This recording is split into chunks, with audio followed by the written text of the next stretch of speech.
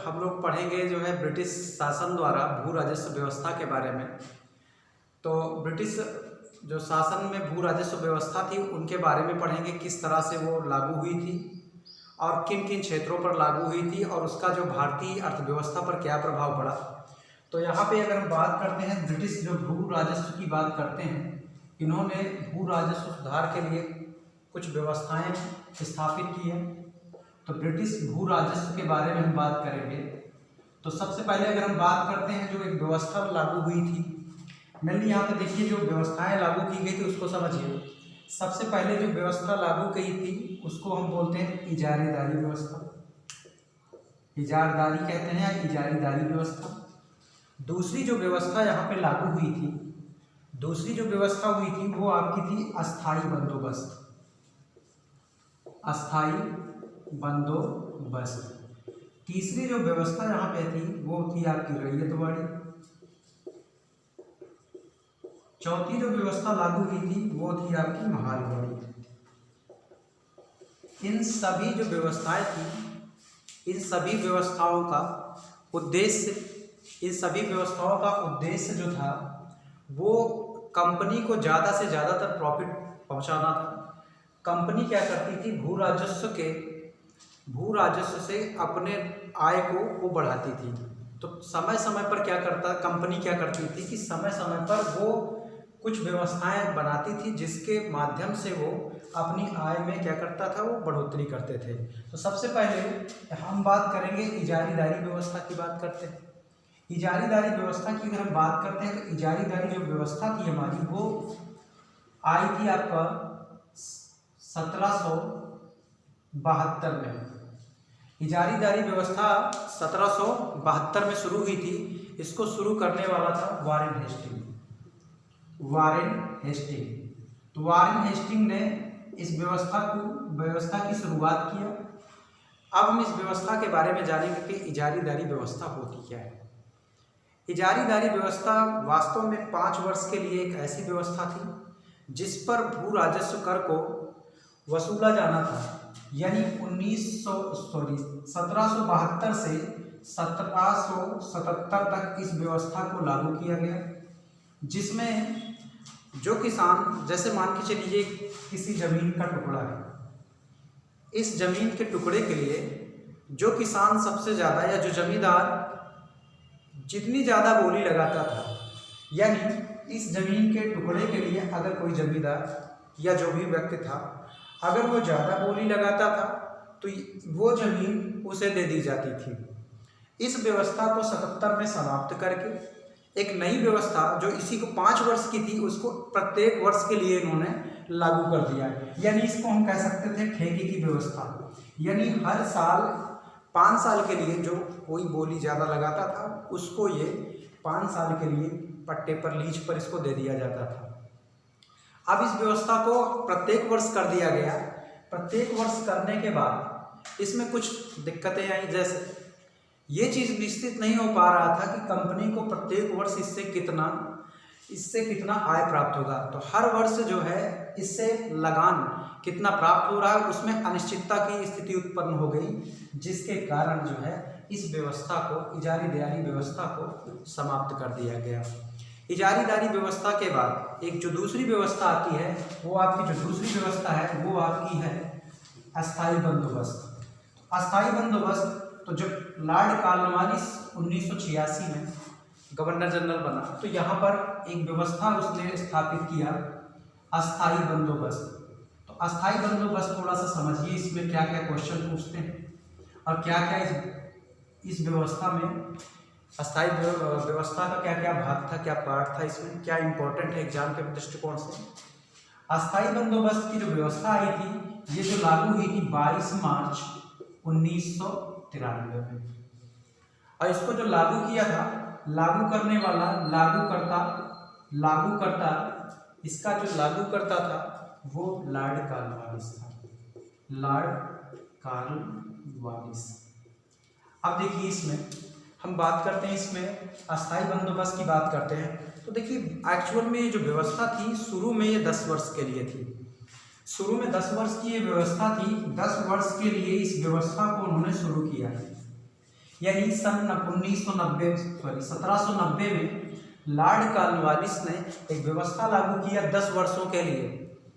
10 वर्षों के लिए एक व्यवस्था लागू किया। उस व्यवस्था में इन्होंने कहा कि जो ज़मीन है, जो ज़मीन का जो राजस्व जो टुकड़ा था उसको जमींदारों को दे दिया जाएगा और जमींदार उसको क्या करेगा, किसानों को देगा और किसान उससे जो भी टैक्स मिलेगा, जो भी उस पर कर मिलेगा, उस कर को ब्रिटिश शासन को देंगे। तो ये चीज़ें 1790 में स्टार्टिंग में 10 साल के लिए आई थी।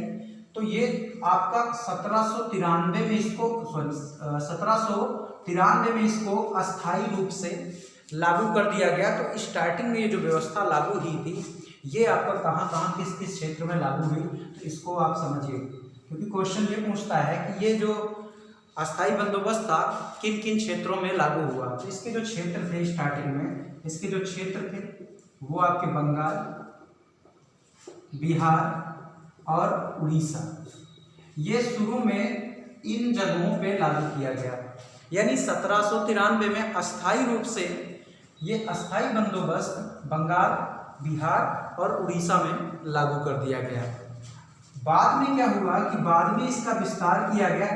बाद में इसका विस्तार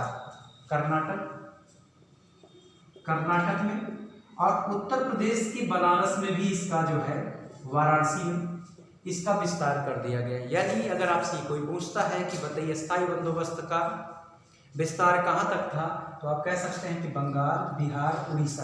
अब बाद में इसका विस्तार कहाँ पे, कर्नाटक, उत्तर प्रदेश के कहाँ पे हुआ था, वाराणसी में हुआ था।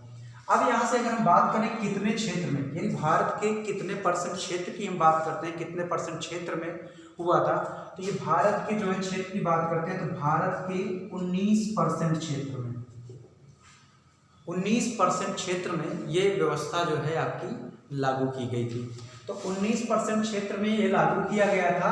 अब देखिए इसमें जो कर होता था, जो रकम होती थी, भू राजस्व लगान की जो रकम होती थी उसका 10/11 भाग कंपनी को दिया जाता था और 1/10 भाग जो मालिक होता था वो स्वयं रखता था। 10/11 उपज का जो भाग था, जो भू राजस्व की जो रकम थी उसका 10/11 भाग कंपनी को, और 1/10 भाग है वो जो है आपका वो मिलता था किसको, वो स्वयं को मिलता था।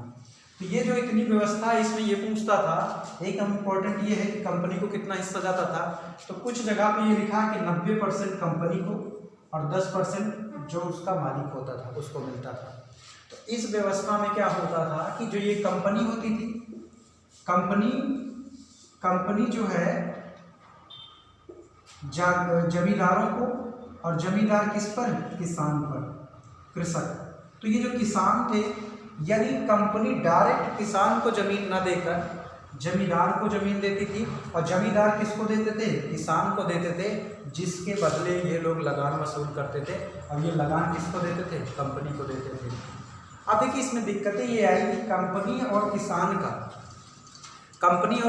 का कोई डायरेक्ट संबंध तो था नहीं। अब जब डायरेक्ट संबंध नहीं था तो इन लोगों ने मनमानी तरीके से, जमींदार लोगों ने मनमाने तरीके से लगान को वसूला, और लगान वसूलने के बाद इनका अधिक से अधिक शोषण किया और कंपनी को भी कहीं ना कहीं से कम, जितना इनको लगान मिलना था उससे कम लगान इनको दिया। तो एक किसान और जमींदार के बीच में जब शोषण हुआ तो थोड़ा सा मतभेद की स्थिति, विवाद की स्थिति उत्पन्न हुई, जिससे कंपनी को फायदा ही हुआ। कंपनी को कहीं ना कहीं से भी लगान मिल ही रही थी, लेकिन इसका ये नतीजा निकला कि जमींदार और किसान आपस में, इन दोनों में विवाद की स्थिति उत्पन्न हो गई। इसलिए ये भी व्यवस्था कुछ समय के बाद समाप्त कर दी गई। इस व्यवस्था के बाद एक व्यवस्था ही रैयतवाड़ी। रैयत का मतलब होता है प्रजा, किसान। अब इस व्यवस्था में जो है डायरेक्ट जो ये चीज़ थी कि किसान और ये कंपनी के बीच में ये जो बिचौलियों का काम करते थे, जो लोग बीच का काम करते थे, मतलब यहाँ पर देख रहे हैं कि डायरेक्ट आप चीज़ों को टैक्स नहीं दे पा रहे हैं, इनका वर्चस्व थोड़ा सा कम हुआ। वहाँ पर कंपनी डायरेक्ट किससे संबंध स्थापित कर ली, किसानों से संबंध स्थापित कर ली। तो इस व्यवस्था के सब्स्टिट्यूट पर जो इसकी जगह पे एक व्यवस्था ही रैयतवाड़ी। तो देखिए इस अस्थाई बंदोबस्त के हम कुछ और नाम भी जानते हैं, जो इस अस्थाई बंदोबस्त को हम कुछ और नामों से जानते हैं, जैसे इस्तमरारी व्यवस्था। आपसे ये कह सकता है कि इस्तमरारी व्यवस्था कौन सी है, तो आप कह सकते हैं अस्थाई बंदोबस्त का ही नाम इस्तमरारी। दूसरा इसको बोलते हैं जागीरदारी व्यवस्था, जागीरदारी व्यवस्था। तीसरा मालगुजारी व्यवस्था। इसके बाद विश्वेदारी। ये सारे नाम किसके हैं, अस्थाई बंदोबस्त के हैं। क्लियर है। तो यहां से एक चीज ये बात यहां से क्लियर हुई कि अस्थाई बंदोबस्त कब लागू किया गया आपका, तो ये होगा आपका 1793 में। लागूकर्ता कौन है, लॉर्ड कॉर्नवालिस। और इसका जो क्षेत्र था बंगाल, बिहार, उड़ीसा प्रारंभ में, उसके बाद ये कर्नाटक और उत्तर प्रदेश में भी ये फैल गया। अब हम बात करेंगे कितने भूभाग पे था। भारत के 19% भाग पर था। इसने कंपनी को 10/11 भाग और 1/10 भाग स्वयं रखता था, जिसको मालिकाना हक होता था। 90% जो टैक्स था, 90% टैक्स इसको कह सकते हैं, और 10% जो है ये आप स्वयं को रखते थे। अब यहाँ से देख लीजिएगा, कंपनी जमींदारों को जमीन, जो राजस्व उसमें जमीन थी, जो भूमि थी, उसको पट्टा कर दे देते थे, और उसके बाद ये किसको देते हैं, किसान को देते थे। तो चलिए हम अब बात करते हैं अगली व्यवस्था, रैयतवाड़ी के बारे में बात करेंगे। देखिए रैयतवाड़ी जो व्यवस्था थी, रैयतवाड़ी व्यवस्था में ये आपका जो लागू हुई थी, ये आपका 1820 में 1820 में लागू की गई थी। लागूकर्ता की बात करेंगे तो इसके जो लागूकर्ता हैं, इसके लागूकर्ता थॉमस मुनरो और कैप्टन रीड। स्टार्टिंग में ये जो क्षेत्र था इसका जो क्षेत्र था तमिलनाडु के वारामहल तमिलनाडु, और जो बाद में इसका जो क्षेत्र का जो विस्तार हुआ है, बम्बई क्षेत्र, मद्रास और कुर्ग कर्नाटका। यानी बाद में जो इसका विस्तार हुआ है वो बम्बई, मद्रास और कहाँ पे, कुर्ग कर्नाटका था। तो यहाँ से इस चीज़ को हम समझेंगे कि कितने % क्षेत्र में हुआ है, तो 51% क्षेत्र। भारत के 51% भाग पर यह व्यवस्था लागू की गई थी। अब देखिए जो उसमें दोष थे, अस्थाई बंदोबस्त के जो दोष थे, उन दोषों को कम करने के लिए इस तरह की व्यवस्था, क्योंकि बिचौलियों को जो रोल था जिसके कारण शोषण बढ़ा था, तो कंपनी ने इसमें क्या किया कि जो रैयत थी, यानी जो जमीन हुआ करती थी, वो सीधा किसको मिलती थी, रैयत को। इसीलिए इस व्यवस्था का नाम क्या हुआ, रैयतवाड़ी। रैयतवाड़ी में जो किसान होता था वो भूमि का मालिक होता था, लेकिन लगान न जमा करने की कंडीशन में उस रैयत से वो ज़मीन छीन ली जाती थी और उस ज़मीन को पुनः किसी दूसरे के नाम पर आवंटन कर दिया जाता था उसका। अब देखिए यहाँ से कि लागूकर्ता इम्पोर्टेंट है, क्षेत्र इसमें इम्पोर्टेंट है, कितने % इम्पोर्टेंट है। क्लियर है इसमें बात। तो ये जो व्यवस्था थी इसको हम बोलते हैं रैयतवाड़ी के नाम से जानते हैं। देखिए इसका परिणाम क्या निकला। इसका परिणाम ये निकला कि जो यहाँ पर जो अंग्रेज थे, ब्रिटिश सरकार, अब पहले क्या हुआ था कि कंपनी थी, कंपनी ने दिया किसको, जमींदार को, और जमींदार किसको, ये जो रैयत थे, ये क्या थे, रैयत थे। ये अस्थाई बंदोबस्त में था कि ये इनको देते थे, इनसे ये टैक्स लेते थे। अब इनका रोल खत्म कर दिया, बिचौलिए तो हट गए। लेकिन इसमें क्या हुआ कि जो कंपनी के लोग थे, ब्रिटिश लोग थे, इन्होंने रैयत पर जबरदस्ती ज़्यादा से ज़्यादा टैक्स के लिए, इनको ज़्यादा से ज़्यादा खेती करने के लिए मजबूर किया। उसके बाद इनको ज़्यादा टैक्स देने के लिए मजबूर किया, जिसके कारण जैसे प्राकृतिक आपदा के कारण अगर किसान के पास या रैयत के पास पैसा नहीं था, तब भी ये लोग ज़बरदस्ती इससे टैक्स वसूलते थे, जिसके कारण ये उधार लेकर भी ये टैक्स देते थे, जिसके कारण जो है, जो यहाँ की रैयत थी, जो जनता थी, वो महाजन के चंगुल में, क्योंकि महाजनों से वो लोग पैसा लेकर और ये ब्रिटिश को ये लोग लगान देते थे, जिसके कारण महाजनों के चंगुल में फंस गए और ये महाजनों और इनके रैयत के बीच में भी मतभेद उत्पन्न हो गया। अतः ये वाली भी व्यवस्था कुछ दिन के बाद क्या हो गई, समाप्त कर दी गई। तो ये जो व्यवस्था थी कंपनी, तो इसमें भी कंपनी को फायदा ही हुआ, क्योंकि लगान वो लेते थे किस पे, रैयत से, और जबरदस्ती रैयत से लेते थे। ठीक, अगली जो व्यवस्था है, अगली जो व्यवस्था की बात करते हैं वो महालवाड़ी व्यवस्था है। महालवाड़ी व्यवस्था को हम समझेंगे।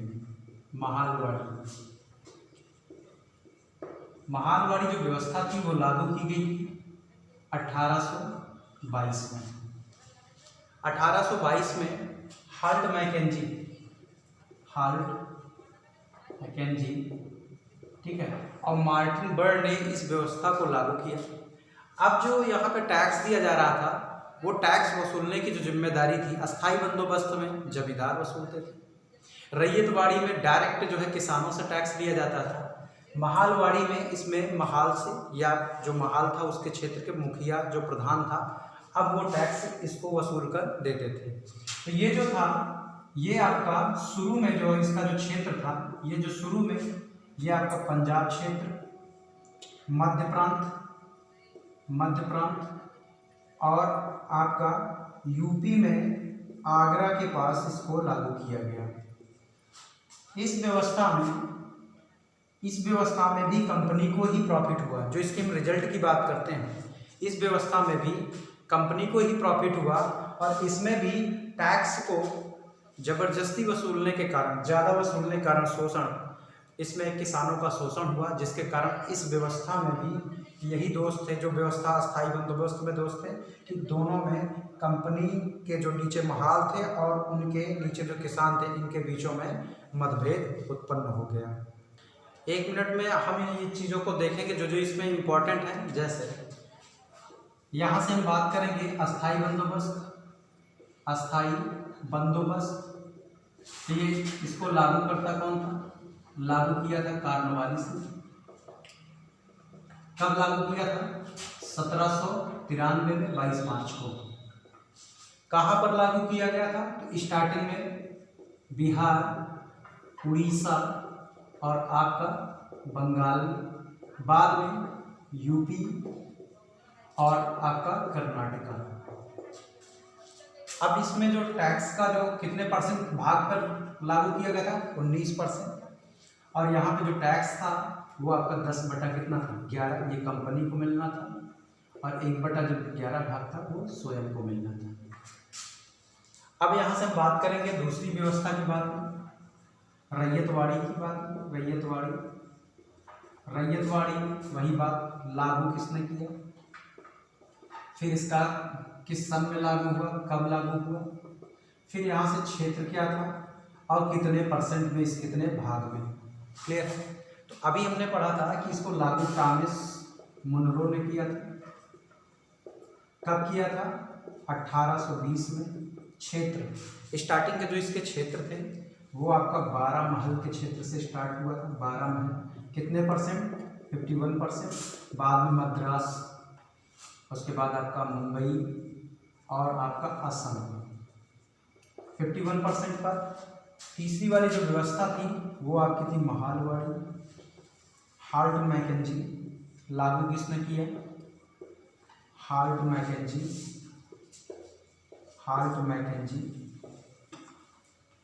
कब लागू किया? 1822। क्षेत्र जो था पंजाब, मध्य प्रांत और आपका एक और जो क्षेत्र था यूपी का, आगरा वाला क्षेत्र। फिर ये कितने परसेंट क्षेत्र पर था, भाग कितना था?